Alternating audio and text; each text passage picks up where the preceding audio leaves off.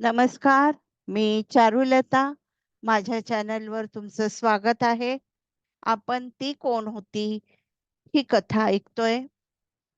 5व्या भागात आपण बघितलं, की ज्ञानेश्वरचे वडील त्याला फोटो दाखवतात त्या मुलीचा आणि ज्ञानेश्वर म्हणतो, "मला कॅफेत भेटलेली ती ही मुलगी नाहीये." आता 6वा भाग. सतीश म्हणतात, "असं कसं होईल ज्ञानेश्वर? नीट फोटो बघ." ज्ञानेश्वर म्हणतो, "डॅडी, खरंच ती ही मुलगी नाहीये. कॅफेत भेटलेली ती वेगळीच होती. ती आडगावमधली मुलगी होती." सतीशला वाटायला लागलं, ह्या ज्ञानेश्वरला सगळीकडे आडगावची मुलगी तर दिसत नाही ना? त्या मुलीच्या प्रेमात तर हा पडला नाही. ते विचार करतच ज्ञानेश्वरच्या रूममधून बाहेर पडले. त्यांचं आज जेवणातही लक्ष नव्हतं. मायलेकांचं हसून बोलणं चालू होतं. सतीश दुसऱ्याच विचारात होते. त्यांना ज्ञानेश्वरची काळजी वाटत होती. आता जर मुलीच्या वडिलांना विचारले तरी पंचाईत, न विचारले तरी पंचाईत. काय करावं? रात्री त्यांना झोप आली नाही. ते हॉलमध्ये चकरा घालत होते. दुसऱ्या दुसऱ्या दिवशी ऑफिसमध्ये ज्ञानेश्वरला निरोप मिळाला, मीटिंग आहे कॉन्फरन्स रूममध्ये. ज्ञानेश्वर व इतर लोक येऊन बसले. मीटिंगला सुरुवात झाली. सरां मीटिंगला सुरुवात राहुल सरांनी केली.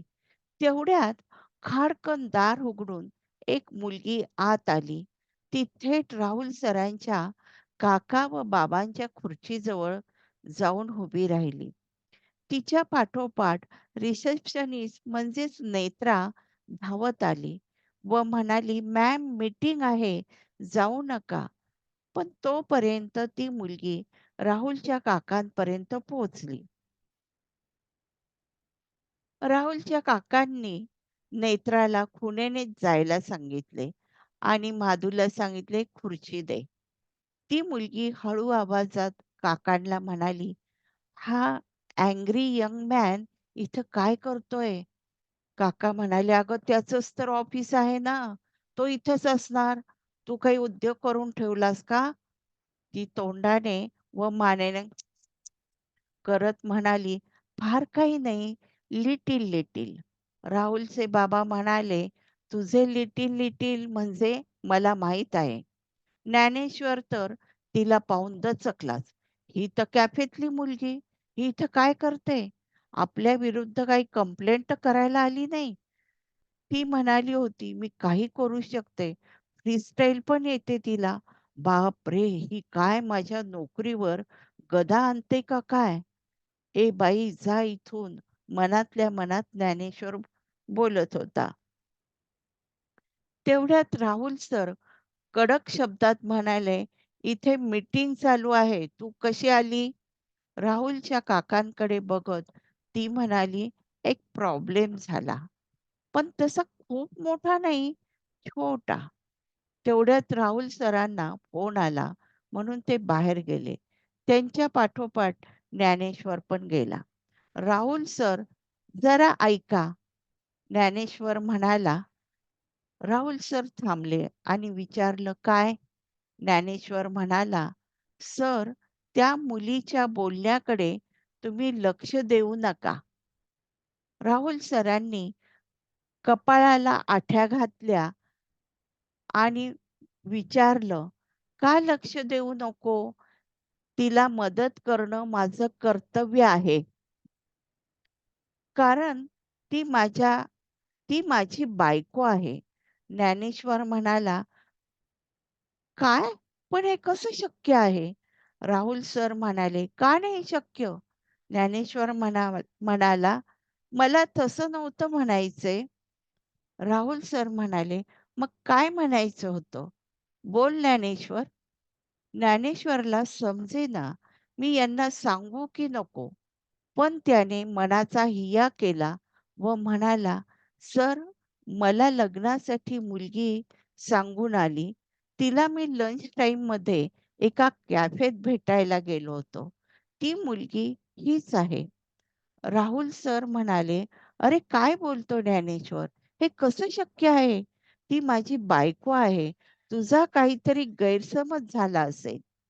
ज्ञानेश्वर म्हणाला, "नाही सर, ती हीच होती." राहुल सर म्हणाले, "ज्ञानेश्वर, आता तू जे काही बोलला ते तुझ्याच जवळ राहू दे. कोणाजवळही याची वाच्यता करू नको. आता जो प्रॉब्लेम झाला तो सॉल्व्ह करतो. उद्या ह्या गोष्टी ह्याविषयी बोलू." ज्ञानेश्वर परत कॉन्फरन्स रूममध्ये आला. तेव्हा तिची व त्याची नजरानजर होते. पण ती त्या गावची नाही. काही तिच्या चेहऱ्यावर भाव नाही. ज्ञानेश्वराला वाटतं, आपलंच काहीतरी चुकतं आहे. दुसरं मन म्हणतं, "ये बहुत पहुंची हुई चीज है." राहुल सर परत कॉन्फरन्स रूममध्ये आले आणि त्या मुलीला म्हणाले, "मेधा, काय प्रॉब्लेम झाला सांग."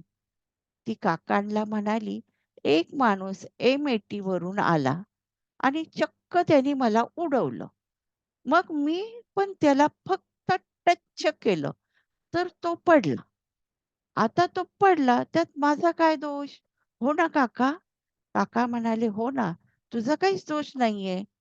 राहुल गरजला, "काका, तुम्ही तिला पाठीशी घालू नको." काका गप्प झाले.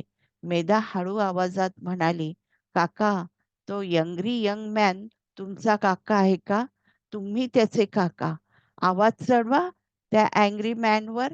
काका तुम्ही आणि बाबा तुम्ही दोघांनी आवाज चढवा. खडसावून सांगा तिला रागवायचे नाही."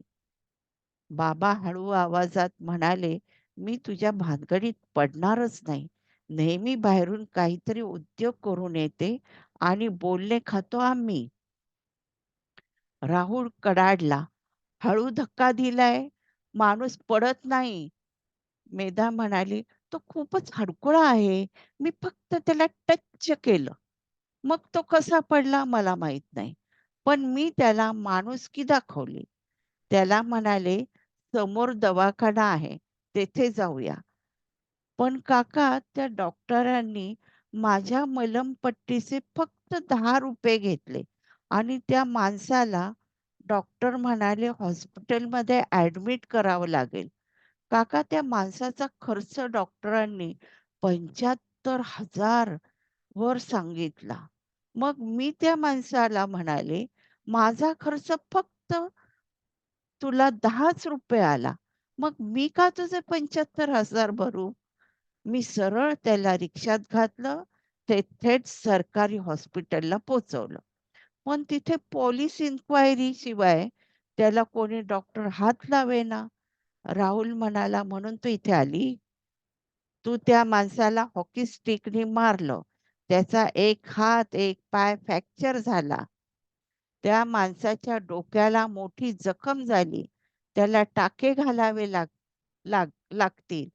मेघा हळूच म्हणाली, "काका, हे सर्व अँग्री मॅनला कसं समजलं?" राहुलला तिचं बोलणं ऐकू गेलं. तो म्हणाला, "मी आत्ता फोन करायला बाहेर गेलो. ते फुटेज तपासायला सांगायलाच." राहुलने अकाउंटंटला बोलावून घेतले. सांगितले, "सरकारी दवाखान्यात जा. त्या माणसाला चांगल्या प्रायव्हेट हॉस्पिटलमध्ये ठेवा. त्याला सांगा जो काही खर्च येईल तो आम्ही करू. तो कोणत्या कंपन्यात आहे ते विचारा आणि दर महिन्याला त्याची सॅलरी काय असेल ती पोस्ट करा. त्याला सांगा पोलीस केस करू नको." अकाउंटंट बरं म्हणून निघून गेला. मेधा म्हणाली, "एवढं कशाला खर्च करायचा? त्याची चूक आहे. मी इतकी रक्तबंबाळ झाले, मग मी केली का पोलीस केस?" राहुल एकदम कडाडला. "मेधा, तुझ्या कपाळावर साधी चिकटपट्टी आहे. बँडेज पण नाही. कपाळातून 2 थेंब पण रक्त आलं नाही. तू म्हणते मी रक्तबंबाळ झाले?" बाबा म्हणाले, "राहुल, असं कर ना, हिला हॉस्टेलला ठेव, म्हणजे ही सुधरेल." राहुल म्हणाला, "काय माहिती ही सुधरेल की हॉस्टेलमधून गुंडिनींची पलटणच बाहेर पडेल."